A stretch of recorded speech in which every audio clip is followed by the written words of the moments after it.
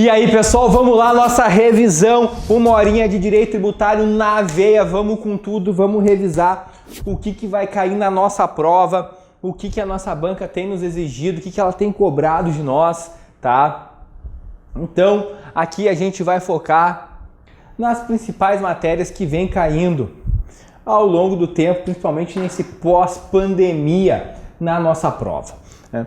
Vamos iniciar com espécies tributárias, tá? Quantas espécies tributárias nós temos, pessoal? Nós temos 5 espécies tributárias, tá?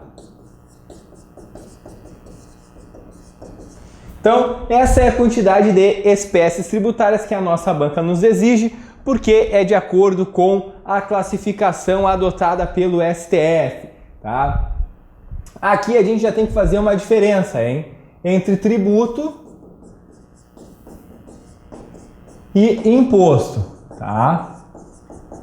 Por quê, pessoal? Porque tributo é o gênero, né? Tá aqui, ó, espécies tributárias. E imposto é apenas uma das espécies. A gente vai ver rapidamente também nessa nossa revisão as imunidades. A gente vai ver que as imunidades do artigo 150 da Constituição, elas se aplicam única e exclusivamente para os impostos, tá? Razão pela qual não se aplica para todos os tributos. Isso já caiu muitas e muitas vezes na nossa prova. Então, tributo é gênero, imposto é espécie. Vamos analisar as espécies tributárias. Então, a primeira, vamos começar, né, pelos impostos. Imposto, pessoal, é uma espécie tributária não contraprestacional, então nós pagamos e não recebemos nada em troca. Então, quando a gente escuta aquele nosso amigo falar, eu pago imposto e não recebo nada em troca, tá certo, é isso mesmo, tá? Eu pago e as ruas continuam esburacadas, o SUS tem muita fila, eu não tenho segurança. A gente paga imposto porque nós realizamos o fato gerador deste tributo, mas não recebemos absolutamente nada em troca. Essa é a regra, tá? Inclusive, nós temos o princípio da não vinculação ou não afetação, que proíbe que o valor arrecadado com os impostos tenha um direcionamento específico. Então, todo valor que entra nos cofres públicos que tem origem nos impostos não tem nenhum tipo de vinculação. A nossa segunda espécie tributária são as taxas. As taxas daí já é diferente, já é o oposto. Sim, quando eu pago uma taxa, eu sempre recebo algo em troca. E aqui a gente vai ver que nem sempre isso é bom, tá? Porque nós temos duas espécies de taxa, a taxa de polícia e a taxa de serviço. A taxa de polícia é aquela pela qual o ente público ele exerce o poder de polícia, ou seja, nós pagamos para ser fiscalizado. Isso mesmo, nós tiramos dinheiro do bolso para ser fiscalizado. Então a gente paga para que o ente público possa verificar se a gente está fazendo tudo certo. Então, um exemplo dessa taxa é a taxa que a gente paga para funcionamento de uma empresa, né? O alvará de localização é uma taxa, é expedido o alvará. Da mesma forma, a taxa que se paga para o IBAMA, a taxa de meio ambiente, é para o IBAMA fiscalizar a empresa que supostamente é poluente. Então, nota, a gente paga para ser fiscalizado. É assim que funciona. Então, vocês já viram que nem sempre é legal receber algo em troca quando a gente paga um tributo. E a outra taxa, que já caiu por várias vezes na nossa prova, é a taxa de serviço. Então, a gente paga porque existe um serviço. Só que esse serviço é um serviço público, obviamente, ele tem que ser específico e divisível. Então, específico eu tenho que saber quem utiliza e divisível eu tenho que saber quanto cada um utiliza. E também ele tem que ser efetivamente ou potencialmente utilizado pelo sujeito que vai pagar essa taxa, tá? Então, ou o sujeito realmente utiliza, ou o serviço está posto à sua disposição e ele vai utilizar quando ele quiser. Então, ele tem uma utilização potencial. Exemplo é a taxa de coleta de lixo. Então, é um serviço público que ele é remunerado por taxa, porque ele é específico e divisível, eu sei quem utiliza e quanto, então eu vejo lá pelo tamanho lá da residência, e ou eu utilizo, que eu acredito que é o que todo mundo aqui faz, então vou lá dou um nozinho no meu saco de lixo e coloco na lixeira. Ou, se eu não quiser, se eu quiser reciclar o meu lixo, acumular, transformar em adubo, eu também terei que pagar. Por quê? Porque eu tenho uma utilização potencial. Quando passa o caminhão de lixo, ele vai dizer, ah não, esse lixo é do Moser, ele não paga taxa. Não vou recolher, tá? Então aqui nós temos impostos e taxas. E vamos para o 3, que são as contribuições de melhoria. Contribuição de melhoria. É um tributo que ele é cobrado quando nós temos obra pública e valorização imobiliária. Então sempre tem que ter obra pública e valorização imobiliária. Se nós temos uma obra privada ou se nós temos uma obra pública que não valorizou ou até desvalorizou o imóvel, não tem a cobrança da contribuição de melhoria. Para ter cobrança da contribuição de melhoria, obrigatoriamente, nós temos que ter uma obra pública e uma valorização imobiliária. Tá, pessoal? Nós temos 2 limites para a cobrança da contribuição de melhoria. O limite individual e o limite global. O que é isso? Este tributo aqui, ele não visa o lucro. O ente público ele quer única e exclusivamente reaver o valor que ele gastou, que ele despendeu para a realização da obra. Razão pela qual não tem como finalidade que o ente público lucre em cima deste tributo. Assim, pessoal, o limite global é o valor da obra. Então, se a obra custou 10 milhões, o máximo que o ente público pode arrecadar são 10 milhões. E o limite individual é a valorização de cada imóvel. Então, se eu tive um imóvel que foi valorizado, o máximo que eu posso pagar de contribuição de melhoria é a minha valorização. Ah, professor, mas se a gente somar todos os imóveis e mesmo assim não chegar ao limite global, não chegar ao valor da obra, calculamos todos os imóveis chegam a 8 milhões de valorização e a obra custou 10 milhões. Sabe o que vai acontecer nesses 2 milhões que estão faltando? Nada, foi um investimento público, tá? Porque eu não vou ser, obrigado a pagar um valor acima da valorização do meu imóvel, ou seja, inclusive isso é ilegal, tá? Então eu tenho o limite global e o limite individual.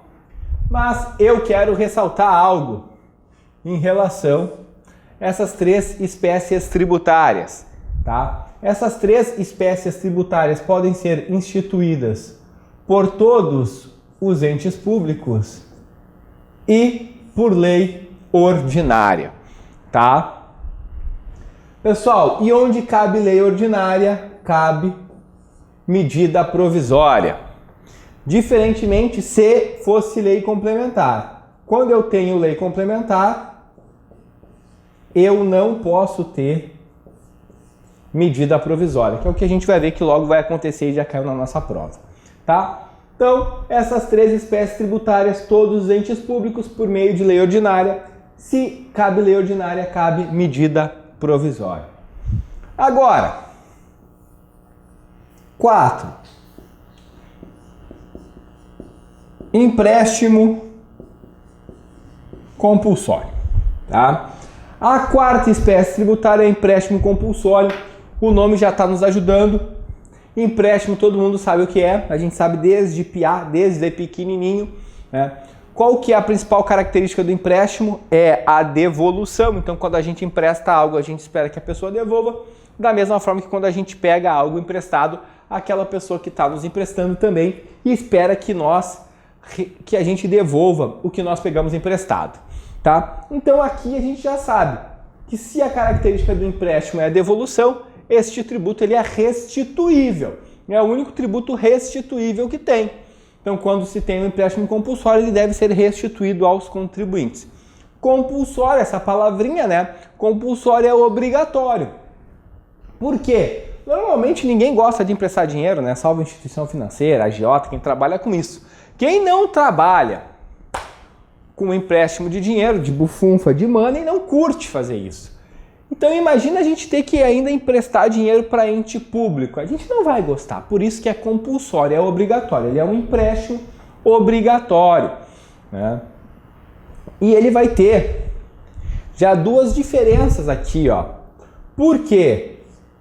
Quem é que pode pedir, né? Quem é que pode instituir empréstimo compulsório? A União e por meio de lei complementar. E se é lei complementar, não pode medida provisória.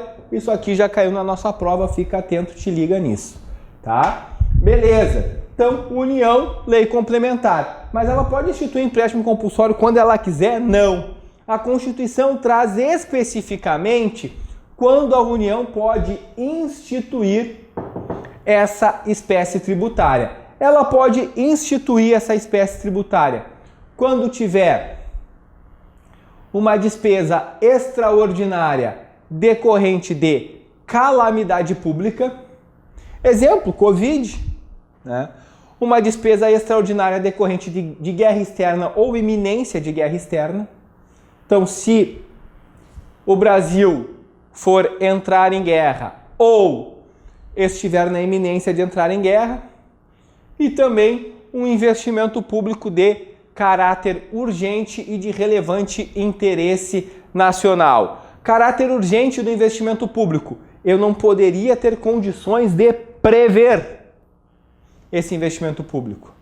Relevante interesse nacional significa que não é um interesse regionalizado, não pode ser só de uma região, só de um estado. Tem que ser de toda a nação. Nessas possibilidades, a gente pode ver a instituição dos empréstimos compulsórios, tá? Para a gente finalizar as espécies tributárias, eu vou colocar aqui as contribuições especiais. Ou apenas contribuições, ou de maneira equivocada, contribuições parafiscais.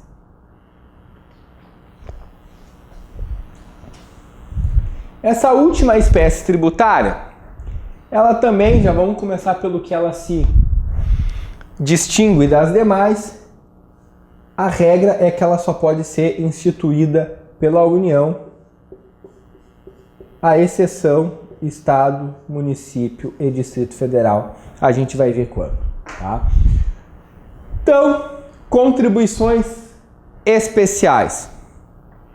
Contribuições sociais, então, PIS, COFINS, INSS. Contribuições de entidades de classe, então, CREA, CRM, um detalhe, OAB não. OAB, o STF disse que é uma entidade sui generis, então a anuidade que logo vocês vão pagar, ela não é um tributo, ela não é uma contribuição. A terceira, contribuição de intervenção no domínio econômico, então hoje nós temos a CID combustível, quando a gente abastece, se paga uma contribuição, e hoje também nós temos a contribuição de iluminação pública, que é uma contribuição paga para os municípios. Por que nós temos essa contribuição? Porque foi declarada inconstitucional a taxa de iluminação pública. Foi feita uma emenda à Constituição que transformou essa taxa em contribuição para buscar a constitucionalidade deste tributo. Tá? Então, são essas 4 espécies. A regra é que só a União possa instituir as contribuições especiais, exceção contribuição de iluminação pública, que é dos municípios, e a contribuição previdenciária dos servidores públicos estaduais, municipais e distritais. Porque cada ente público institui a contribuição previdenciária do seu servidor.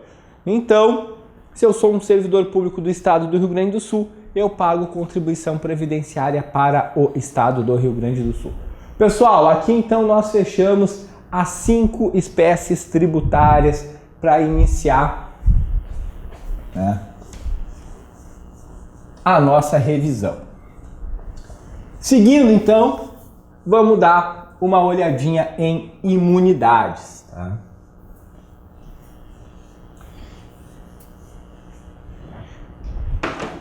Então, imunidades.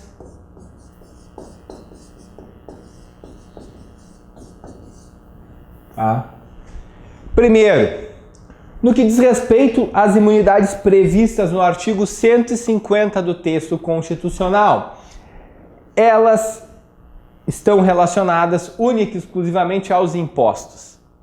Então, todas as imunidades do artigo 150 diz respeito única e exclusivamente aos impostos, tá, pessoal? Vamos iniciar então aqui. Imunidade recíproca. Imunidade recíproca é aquela que os entes públicos têm entre eles, União, Estado, Município e Distrito Federal, não podem cobrar impostos sobre renda, patrimônio ou serviços um dos outros. Notem, pessoal, é imposto que não pode ser cobrado, não é tributo. O que isso significa? Significa que pode sim um município vir a cobrar uma taxa da União? Pode. Uma taxa ele pode cobrar. Ou como a gente acabou de ver, uma contribuição de melhoria. Se o município vai lá, faz uma obra e valoriza o imóvel da União, ele pode vir sim a cobrar a contribuição de melhoria. O que ele não pode cobrar? Não pode cobrar impostos sobre renda, patrimônio ou serviços. No caso, o município não pode cobrar o IPTU da União. Depois, o que a gente chama de imunidade religiosa, ou dos templos de qualquer culto, das instituições religiosas. Elas também têm imunidade em relação aos impostos sobre renda, patrimônio ou serviços. O que já caiu na nossa prova que a gente tem que ter um cuidado é quando a instituição religiosa ela está realizando uma atividade diversa da sua finalidade. Então ela tem imóveis e ela aluga os imóveis. Primeiro, o IPTU deste imóvel é imune ou não? Segundo, o valor dos aluguéis são imunes ou não? Como é que a gente resolve essa situação? A gente resolve analisando a finalidade da onde vai ser aplicado esse valor. Se a instituição religiosa pega o valor e aplica nas suas finalidades, esse valor vai ser imune. Já se a instituição religiosa aplica em finalidades diversas, esse valor não é imune, inclusive acaba perdendo a imunidade do IPTU. Tá? Então tem que ver a finalidade, para onde está indo esse valor que está sendo arrecadado. 3. Partidos políticos, suas fundações. Então, o partido político tem imunidade, isso que a gente precisa saber. 4, que eu vou ressaltar aqui. Sindicato Trabalhadores.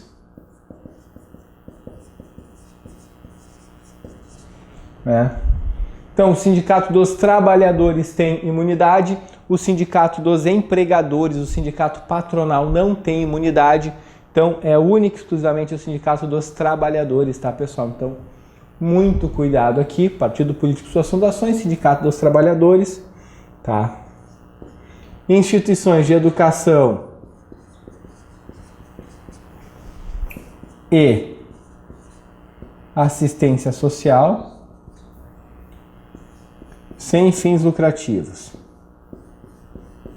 Isso a nossa banca já cobrou muito de nós, tá? Então, instituições de educação e assistência social sem fins lucrativos.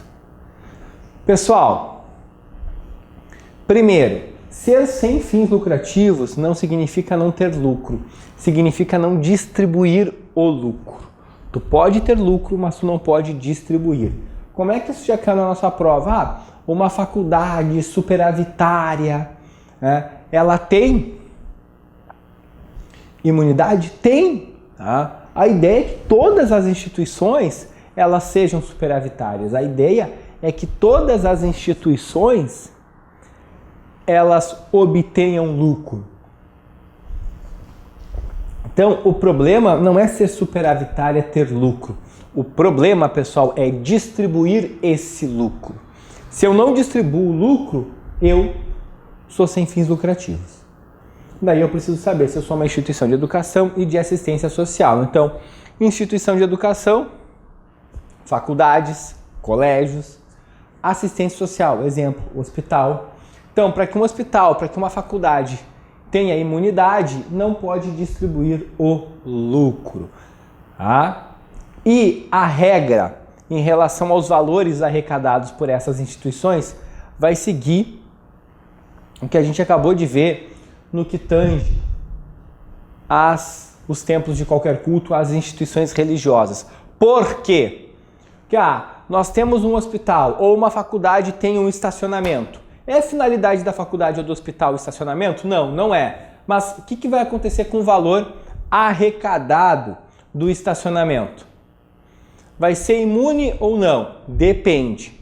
Se esse valor for revertido para as finalidades da instituição de educação ou de assistência social, nós manteremos a imunidade. Já se esse valor for revertido para outras finalidades, exemplo, um hospital arrecada o valor do estacionamento e monta um campo de futebol para que os médicos e as médicas, enfermeiros, enfermeiras joguem futebol.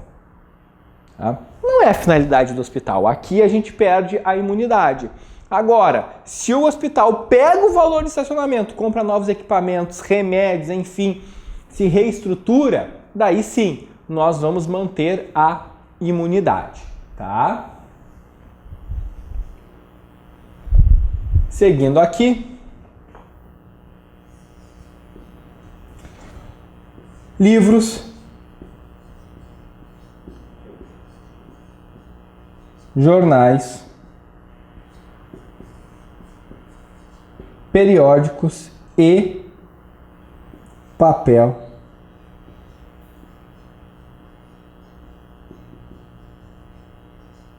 destinado à sua impressão.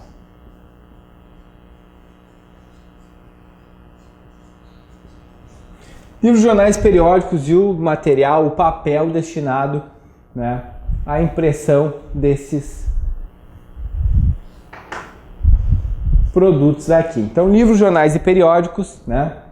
O texto constitucional fala livros, jornais, periódicos e o material destinado à sua impressão. Aqui eu já coloquei o papel, tá? Para que vocês tenham conhecimento de que aqui nós temos quatro imunidades. Livros é a primeira, jornais a segunda, periódicos a terceira, o material, né, o papel destinado à impressão desses produtos é a quarta, tá? Porque normalmente o pessoal foca única e exclusivamente no papel e esquece as outras três, tá? Então não esqueçam. E além disso, o que é muito importante, que caiu na nossa prova, foi a questão dos e-books, né? O STF julgou essa matéria e o STF entendeu que e-book também tem imunidade, que a finalidade dessa imunidade não é só o livro físico, e sim o acesso ao conhecimento, o acesso à cultura. Dessa forma, o Supremo entendeu que o livro digital também goza de imunidade tributária. Por fim, o que a gente chama de imunidade musical. Foi a última imunidade incorporada no texto constitucional. Ela é para artistas nacionais, então única e exclusivamente para artistas nacionais, em relação aos seus fonogramas e videofonogramas. Tá? Essa semana mesmo estava vendo ali várias discussões com a Anitta, que ela apareceu com um iPhone, ela é patrocinada pela Samsung, e deu confusão com a Netflix. Eu sempre cito a Anitta para a gente lembrar dessa imunidade. Lembrem que a Anitta tem imunidade e a Beyoncé não tem. Por quê? Porque a Anitta é artista nacional. E também não podemos esquecer que é só sobre fonogramas e videofonogramas, né? As mídias de reprodução a laser não têm imunidade. O próprio texto constitucional já retira das mídias de reprodução a laser essa imunidade. Tá bem, pessoal? Então aqui a gente tem as imunidades previstas no texto constitucional. O que eu ainda quero ressaltar, tá? Aqui, assistência social, pelo artigo 195 da Constituição Federal. Então não pelo 150, a gente viu tudo do 150. Pelo 195 da Constituição, as entidades de assistência social também gozam de imunidade das contribuições sociais. Então, se quer na nossa prova, as imunidades é só de impostos e não falar que é do 150? Não, tá errado, tem essa aqui também. Isso também já nos foi exigido na nossa prova. Então, só as entidades de assistência social, elas gozam de imunidade em relação às contribuições sociais. Aqui, pessoal, eu já vou falar de mais uma matéria que muito caiu na nossa prova, mas que eu quero linkar com imunidade, tá? Que é obrigação tributária principal e obrigação tributária acessória, né? Ontem mesmo eu estava lá, recebi um direct no Instagram, uma aluna questionando que errou uma questão que caiu na prova da ordem em relação a isso, vinculado à imunidade. Eu sempre gosto na revisão de fazer o link, porque daí fica bem fácil de vocês entenderem. Obrigação tributária principal, pagamento, bufunfa, money. Então é quando o sujeito tira do bolso e paga o ente público. Isso é obrigação tributária principal. Sempre quando nós estivermos falando de pagamento, nós estamos falando de obrigação tributária principal, tá? Obrigação tributária acessória são os deveres instrumentais, as obrigações de fazer, não a obrigação de dar, obrigação de fazer. Tá? Normalmente as obrigações acessórias são as declarações. Então, obrigação principal, pagamento, obrigação acessória, declarações. Para nunca mais esquecer, pessoal, lembrem do imposto de renda, né? A gente tem que pagar o imposto de renda, obrigação tributária principal, mas também a gente tem que fazer aquela declaração de ajuste anual do imposto de renda. Essa é a nossa obrigação acessória, tá? O que acontece aqui, pessoal? Dois detalhes. O primeiro detalhe que envolve imunidade. Nós viemos, né, de uma cultura civilista, de direito privado. E no direito civil a gente aprende lá na faculdade, bonitinha aquela expressão. Professor, a obrigação acessória segue a principal. Isso serve para o direito civil. Para o direito tributário, a obrigação acessória, ela não segue a principal. E isso muda tudo, tudo. Por quê? O que isso significa, gurizada? Significa que eu posso não ter obrigação principal, ou seja, bufunfa, money. Eu posso não ter que pagar nada. E mesmo assim ter obrigação acessória. Isso mesmo. Ter que fazer declarações. Tá? Por que eu gosto de fazer o link? Porque, inclusive, para nós termos imunidade, um dos requisitos que está lá no artigo 14 do CTN é que quem goza de imunidade tem que manter em dia a sua contabilidade, as suas declarações. Significa que nós não temos obrigação principal, mas nós temos obrigação acessória, tá? E se nós temos obrigação acessória e a gente descumpre? Então vamos lá, nós temos uma faculdade, tá? Faculdades Amigos da OAB.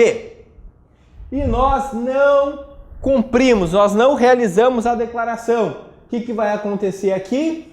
Nós seremos sancionados. A sanção no direito tributário é sempre multa. No direito tributário, não no penal tributário. Sanção do tributário é multa. Tá? E nós teremos que pagar essa multa. Caiu na nossa prova exatamente isso. O sujeito não tinha obrigação, era imune, não tinha obrigação tributária acessória, descumprir obrigação tributária principal, mas não realizou uma declaração, ele foi multado. Tá certo ou tá errado? Tá? Era uma cobrança de ICMS e multa pelo descumprimento de obrigação acessória. A cobrança de ICMS está errada, mas a cobrança da multa por descumprimento da obrigação acessória está certa. Tá? Não é porque ele não tem obrigação tributária principal, ele não tem que pagar um tributo, que ele pode não declarar. E aqui é importante, pessoal. Quando a gente quer extinguir essa obrigação, essa multa, o que a gente faz? A gente paga, né? Então, quando a gente quer extinguir uma multa, a gente paga. E a gente não viu que obrigação tributária principal é pagamento? que significa isso, pessoal? Significa que quando eu descumpro uma obrigação tributária acessória e eu sofro uma multa, esse valor aqui, que se converte em pagamento, se torna obrigação tributária principal. Então o CTN fala que a sanção pelo descumprimento de uma obrigação acessória em relação à multa se torna obrigação principal. Por quê? Porque nós estamos diante de uma multa. E multa a gente extingue com pagamento, com bufunfa, money. E sempre, quando o contribuinte coloca a mão no bolso, nós estamos diante de uma obrigação tributária principal. Tá, pessoal? Então aqui a gente viu imunidade, viu a questão da obrigação tributária principal e acessória e já fizemos o link com as imunidades. Vamos dar uma olhadinha no que vocês adoram chamar de sopa de letrinhas do direito tributário. Tá? São os impostos em espécie. Vou dar uma passada rapidamente por cada um, porque tem caído muito na nossa prova isso daí. Então, primeiro, a gente vai ter que dividir, né? Nós temos os impostos da União, nós temos os impostos dos estados e do Distrito Federal, e que muitos não falam, que nós temos os impostos dos municípios, que também são de competência do Distrito Federal. Tá? Vamos começar a nossa sopa de letrinha. União. Imposto de importação, imposto de exportação, imposto de renda, IPI, ITR, IOF, IGF, tá? Estados, ITCD, IPVA, ICMS. Municípios, IPTU, ITBI, ISS, tá? Primeiro, vocês vão ver que a gente sempre fala imposto estadual, imposto municipal. Vocês precisam sempre compreender que quando a gente está falando estadual e municipal, a gente também está falando distrital, tá? Nós temos 7 impostos federais, 3 estaduais e 3 municipais, de acordo com a previsão contida no 153, no 155 e no 156 do texto constitucional. Vamos encarar essa sopa de letrinha juntos, tá? Imposto de importação. No Brasil, importar é a entrada no território nacional de produto estrangeiro com a finalidade de ser incorporado à economia interna brasileira. O que isso significa? Significa que o produto foi produzido fora do Brasil, entrou no Brasil e entrou para ficar, ele não vai sair. A ideia não é que ele esteja só realizando um trânsito aduaneiro, que ele só vai passar por aqui, ou que ele vai bater aqui, vai ficar um tempo e vai voltar. Tá? Então, para que ocorra a cobrança do imposto de importação, obrigatoriamente, nós temos que ter a entrada no território nacional de produto estrangeiro com a finalidade de ser incorporado à economia interna nacional. Já o imposto de exportação é o oposto, ele é exatamente o oposto do que a gente acabou de ver. O imposto de exportação, ele é a saída do território nacional de produto nacional ou nacionalizado com a finalidade de ser incorporado à economia interna estrangeira. Então é aquele produto que nós fabricamos no Brasil, nossas famosas Havaianas, e elas saem para não voltar. Daí aqui nós temos o imposto de exportação.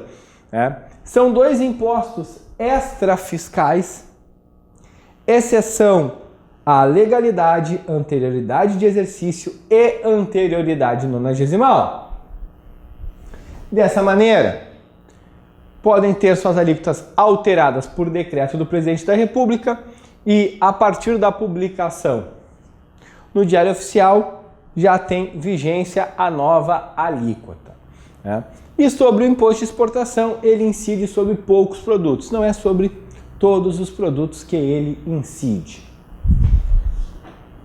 IR, né? A gente sempre chama o imposto de renda de maneira diminuta, porque o nome correto desse imposto é Imposto sobre a Renda ou proventos de qualquer natureza. Normalmente a gente esquece os proventos de qualquer natureza. Tá? Renda pessoal é acréscimo patrimonial oriundo do trabalho ou do capital. Então eu trabalho, recebo um salário, eu venho aqui, gravo aula para vocês, dou aula para vocês, eu recebo um valor por isso. Isso aqui é minha renda, um acréscimo patrimonial oriundo do meu trabalho. E também se for do meu capital, então eu deixo um capital investido, eu tenho um acréscimo patrimonial. Tá? Já proventos de qualquer natureza são acréscimos patrimoniais que não sejam renda, que tenham relação com atividades que já cessaram. Um exemplo, a aposentadoria. Se eu sou o sujeito, né, que ele é aposentado, lá, se aposentou com 55 anos, ele recebe uma aposentadoria, vamos passar uma boa aposentadoria, 10 mil por mês. Ele paga imposto de renda? Sim, ele paga imposto de renda. Ele vai pagar porque ele é aposentado. Essa aposentadoria, ela traz um acréscimo patrimonial de uma atividade que já cessou. Mas isso aí não é renda, isso é proventos de qualquer natureza. Aqui, novamente, a gente tem um exemplo em que a gente pode não ter, eu já paguei, né? Obrigação tributária principal, mas a gente tem que ter a acessória. Se o sujeito ele é isento de imposto de renda, ele não paga, mas ele investe na Bolsa de Valores, ele investiu R$200 no ano, tá? Ele comprou 3 ações. Ele tem que declarar o imposto de renda. Notem, ele não tem obrigação tributária principal, mas ele tem obrigação tributária acessória. Então aqui é mais um exemplo que nós, mesmo não tendo pagamento, a gente vai ter obrigação tributária acessória, vai ter que declarar. O imposto de renda está sujeito a 3 princípios, ou 3 critérios constitucionais: generalidade, universalidade e progressividade. Generalidade, tá? Generalidade diz respeito às pessoas, ao sujeito passivo do imposto de renda. Significa que todos estão sujeitos ao imposto de renda. Então, pelo princípio da generalidade, todo mundo que oferir renda vai ter que pagar imposto de renda. Já pelo princípio da universalidade, todo o patrimônio do sujeito, né, estará disponível ao imposto de renda. Então, todo o patrimônio da pessoa está sujeito ao imposto de renda. Vamos lá, exemplo. Sou advogado, eu dou aula e eu também tenho imóveis que eu sou locador. Então, eu recebo aluguéis. Eu não posso escolher quais valores eu vou ofertar à tributação. Eu obrigatoriamente tenho que oferecer toda a minha renda para a tributação do imposto de renda. E por fim, progressividade, que significa quanto maior a minha base de cálculo, maior a minha alíquota. Então, eu vou ganhando mais, vai aumentando a minha base de cálculo, vai aumentando também a minha alíquota. Pessoal, nós temos que ter alguns cuidados em relação ao imposto de renda. Um deles foi uma situação que já caiu por 2 vezes na nossa prova, recentemente, que é o imposto de renda retido na fonte dos servidores públicos. O que acontece quando o Estado retém na fonte o imposto de renda do seu servidor público? Ele não repassa nada para a União, porque a Constituição determina que o ente público que retenha na fonte o imposto de renda do seu servidor público, ele fica com 100% do valor retido na fonte. Tá? Então, se nós formos um servidor público estadual e tivermos retido na fonte o nosso imposto de renda e a gente se insurgir contra isso, nós processaremos o Estado na Justiça Estadual. Se for um município, nós somos servidores públicos do município de Porto Alegre e o município de Porto Alegre realiza a retenção e nós não concordamos com essa retenção, tá? A gente vai divergir de algo no que tange essa retenção. O que a gente vai fazer? A gente vai entrar com uma ação contra o município de Porto Alegre na Justiça Estadual.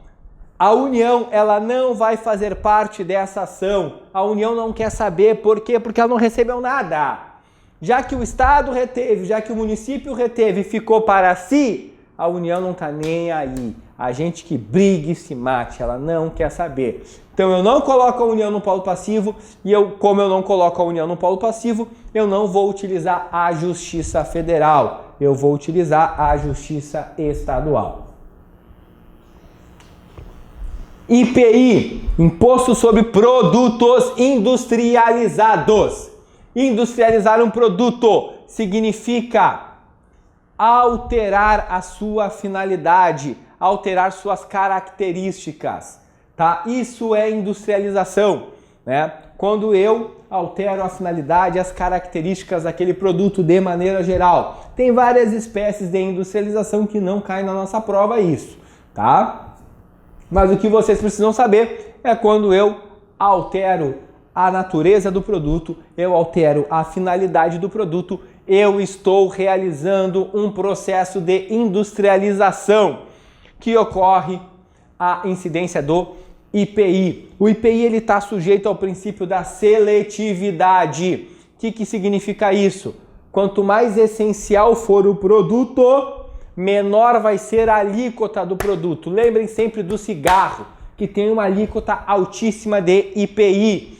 Então, se o produto é mais essencial, a alíquota é menor. Se o produto é menos essencial, a alíquota ela é maior. Isso é o princípio da seletividade. Em razão da essencialidade, obviamente que se tu falar com fumante, vai dizer que o cigarro é extremamente essencial. Mas a análise ela não é individualizada, é uma análise coletiva. Então, para a coletividade, o cigarro ele não é um produto essencial, tá? Importante também em relação ao IPI, o IPI ele incide na importação. Então, quando a gente realiza uma importação, ocorre a incidência do IPI. Notem que eu acabei já de dar o exemplo com a segunda explicação. Quando nós realizamos isso mesmo, pessoal, mesmo uma pessoa física que não é contribuinte do IPI, se importar algo, então se nós importarmos um veículo, então a gente importou um veículo, importamos um carro para nós usarmos, nós mesmos vamos usar esse carro. O que vai acontecer? Vai ocorrer a incidência do IPI, tá? Então incide na importação, mesmo na importação pessoa física, não interessa se é física ou jurídica, importou, incidiu IPI. E na importação, olha esse detalhe, o imposto de importação faz parte da base de cálculo do IPI. Qual que é a base de cálculo do imposto de importação? Valor aduaneiro. A base de cálculo do IPI na importação, valor aduaneiro mais imposto de importação. Então, nós temos aqui que um imposto faz parte da base de cálculo de outro imposto.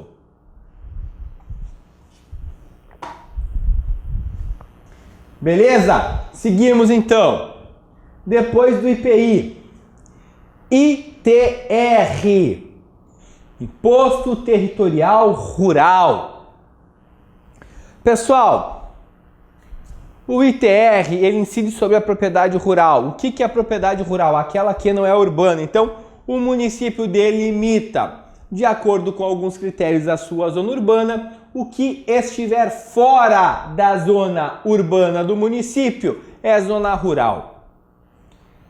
Mas, mesmo com essa questão de delimitação, o STJ ele tem entendimento no sentido de que, caso a propriedade esteja no que o município delimitou como zona urbana, mas tenha uma finalidade rural, será cobrado o ITR.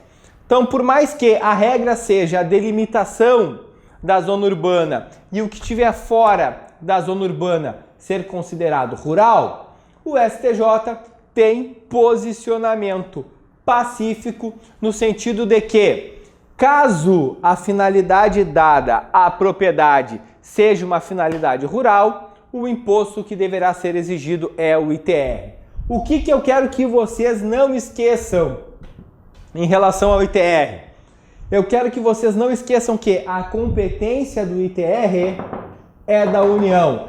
Entretanto, os municípios que quiserem, então, é uma faculdade dos municípios, eles podem optar por sim ou por não, eles podem vir a cobrar o ITR, isso já caiu 2 vezes na nossa prova. Então o município pode cobrar ITR? Pode. Qual que é a vantagem para o município? A vantagem é que ele vai ficar com 100% do valor arrecadado. Então o município que optar por cobrar o ITR, ele fica com 100% do valor arrecadado. Ele não pode legislar sobre o ITR, ele não pode conceder isenção, diminuir a alíquota, a base de cálculo. O que ele pode cobrar é fiscalizar, o que ele pode fazer é fiscalizar, cobrar o ITR até executar. Ele não pode legislar sobre o ITR, porque isso é competência da União. A gente vai ver até quando a gente for dar uma olhadinha aqui no imposto sobre grandes fortunas, tá? Então, o município tem essa faculdade.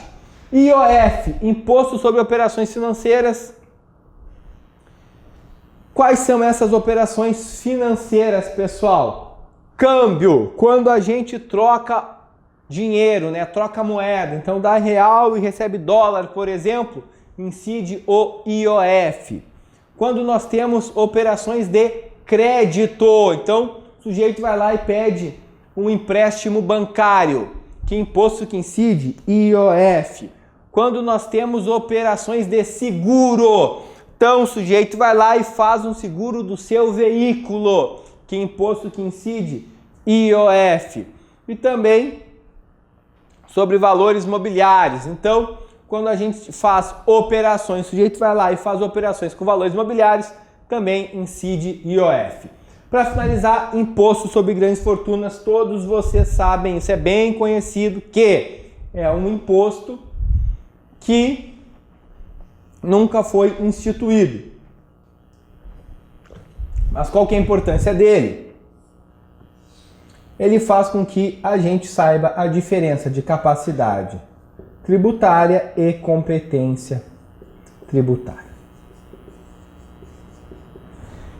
Capacidade tributária é a possibilidade de fiscalizar, cobrar, exigir um tributo até executar. E ela é delegável. Já a competência tributária é a faculdade de legislar sobre aquele tributo. Ela é indelegável. O que significa? Por mais que o imposto sobre grandes fortunas nunca tenha sido instituído, ele só pode ser instituído pela União. A União que vai legislar sobre o imposto sobre grandes fortunas. Nenhum outro ente público pode legislar sobre o imposto sobre grandes fortunas. Tá, pessoal? Vamos para os impostos estaduais. ITCD ou ITCMD, tanto faz, tá? Eu só preciso que vocês lembrem que este imposto incide sobre causa-mortes e doação. Então, quando nós temos um corpo estendido no chão, o tal do decujos, incide o ITCD. Ou quando a gente realiza alguma doação, quando a gente está dando algo para alguém, tá? Então, ou nós temos o decujos, ou nós temos algo que está sendo dado. Incide sobre o quê? Sobre tudo, pessoal, tá? Sobre renda e patrimônio, então sobre valores, né? Dinheiro, bufunfa, carro, casa, ações, cotas empresariais, incide sobre tudo. O que caiu na nossa prova? Recolhimento do ITCD. Onde é que eu recolho o ITCD? Se for bem imóvel, eu recolho onde estiver localizado o bem imóvel. Tá? Se for bem móvel, eu recolho ou onde está sendo processado o inventário, né? Se for causa-mortes, e se for doação, eu recolho no domicílio do doador. Tá? Caiu lá, o João mora em Porto Alegre, quer doar cotas de uma empresa sediada no Rio de Janeiro, para o José que mora em São Paulo, e ITCD de São Paulo é mais barato que todos os demais. O que me interessa saber? Onde mora o cara? João, mora onde? Porto Alegre. Porto Alegre, qual estado? Rio Grande do Sul. Onde eu recolho o TCD? Rio Grande do Sul. O resto é balela, conversa para boi dormir e nós não vamos dormir na hora de fazer a nossa prova, tá, pessoal? Então, quando é bem móvel, eu sempre vou recolher no local onde estiver domicílio o doador, tá? E se for causa-mortes, onde estiver sendo processado o inventário. IPVA, Imposto sobre a Propriedade de Veículo Automotor. O que é veículo automotor?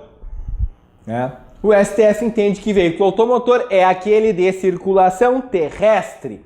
Então, carros, caminhões, motos, isso são veículos automotores. Navios, lancha, jatinho, avião não são veículos automotores.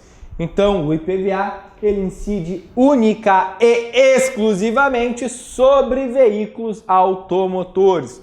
Muito cuidado, né? Nós temos uma decisão, digamos recente, já faz ali uns 2 anos e meio do STF, que o IPVA deve ser recolhido no local onde mais transita o veículo. Por quê? Porque nós temos muitas empresas que alugam carros, né? Vocês conhecem bem, né? Conhecem bastante.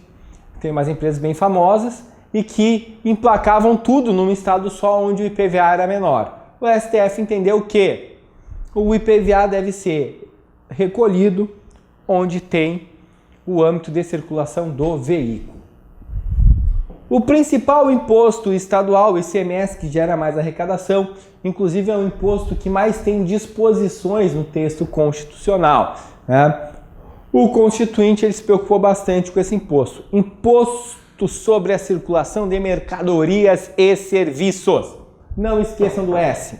Então, mercadorias, quando tem uma compra e venda de mercadorias, ou serviços.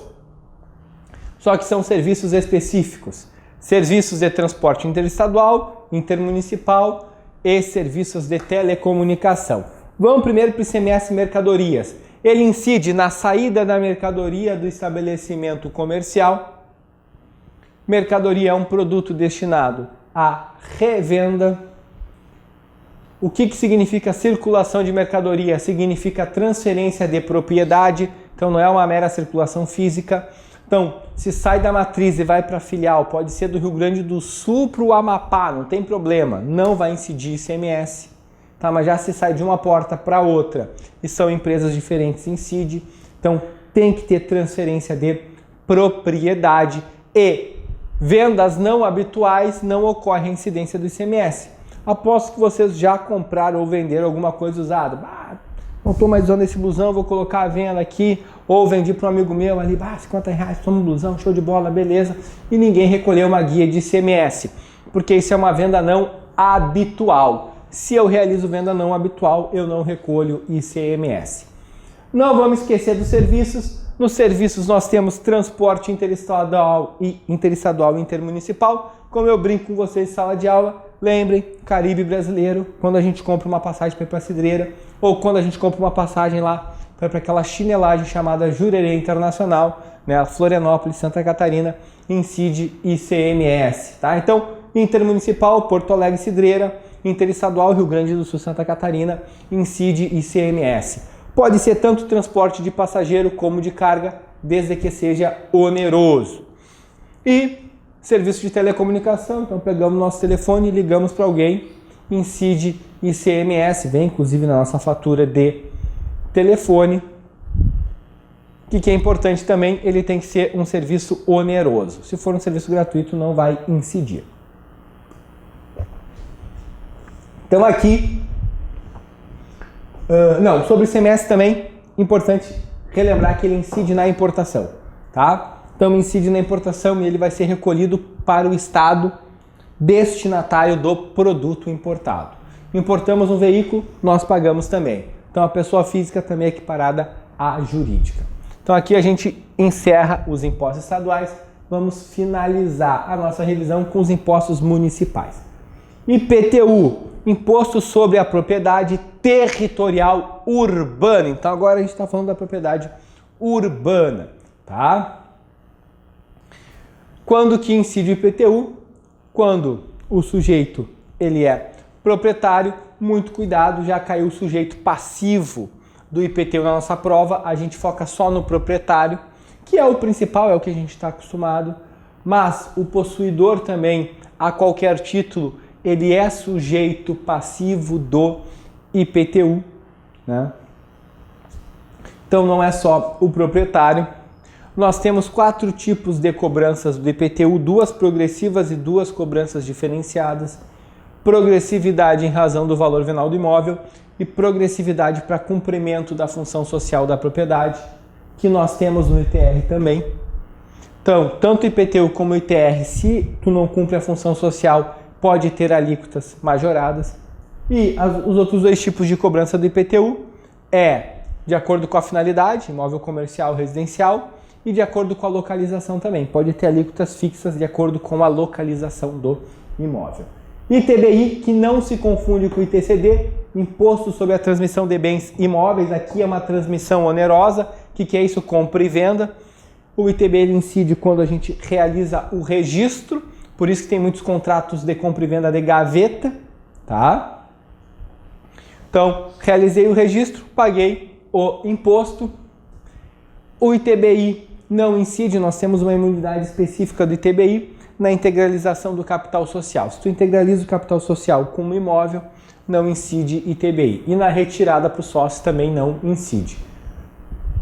Para a gente finalizar a nossa revisão, ISS ou ISSQN, Imposto sobre Serviços de Qualquer Natureza. Quais serviços?